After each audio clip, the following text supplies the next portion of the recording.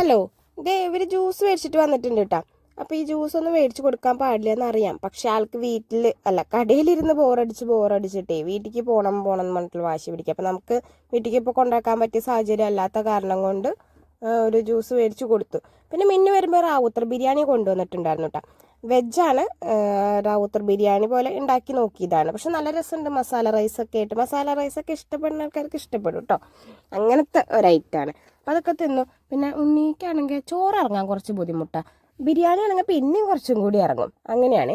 അപ്പോൾ ആളെ ഇടയ്ക്ക് ഇങ്ങനെ ഓടിപ്പോയിട്ട് അത് കഴിക്കും. അങ്ങനെയാണ്. അപ്പോൾ ഫോണിലോ ടി വിയിലൊക്കെ ഡാൻസ് കണ്ടു കഴിഞ്ഞാൽ ഡാൻസ് അതുപോലെ കളിക്കാൻ ശ്രമിക്കും കേട്ടോ. അപ്പോൾ ഏകദേശം അതുപോലെയൊക്കെ കളിച്ച് നോക്കും ആൾ. അപ്പോൾ ഫോണിലിപ്പോൾ ഒരു പാട്ട് കണ്ടിട്ട് കളിച്ചോണ്ടിരിക്കട്ടെ. ഇതിൻ്റെ വീഡിയോ ഞാൻ ഇട്ടിട്ടുണ്ടേ മുന്നേ. പിന്നെ ഇത് അച്ഛൻ്റെയും മോളുടെയും കൂടിയിട്ടുള്ള വാട്ടർ ഡാൻസാണ് കളിച്ചുകൊണ്ടിരിക്കുന്നത്. പിന്നെ എന്താ കണ്ടു കഴിഞ്ഞാൽ ഫോണിൽ കളിയുണ്ടില്ലേ, ഫോണിപ്പോൾ കൊടുത്തിരുത്തിയതാണ്. നല്ല നട്ടുച്ച വെയിലത്ത് ഓടി പോണ കാരണം കൊണ്ട് കേട്ടോ. അപ്പോൾ ഇത്ര നേരമായിട്ട് ഉറങ്ങിയിട്ടില്ലേ. അപ്പോൾ ഉറങ്ങാൻ വേണ്ടിയിട്ട് ബൈക്കിൽ കൊണ്ടുപോയതാട്ടാ. കാറ്റടിച്ച് കഴിഞ്ഞാൽ ഉറങ്ങാറുണ്ട്. പക്ഷെ ഉറങ്ങാൻ പോയ കുട്ടി ഇതേ നടന്ന് വരുന്നുണ്ട്. അപ്പോൾ അവർ വരുമ്പോൾ പലഹാരങ്ങൾ കൊണ്ടുവന്നു കേട്ടോ. ചായയുടെ സമയമായിട്ടുണ്ട്. ഈ ചായയുടെ സമയത്ത് ഇതല്ലാണ്ട് അപ്പോൾ വേറെ ഇവിടെ ഒന്നും കിട്ടാനില്ല കേട്ടോ. അപ്പോൾ അത് കഴിഞ്ഞപ്പോൾ ആൾ സ്വയം കിടന്ന് ഉറങ്ങിപ്പോയി.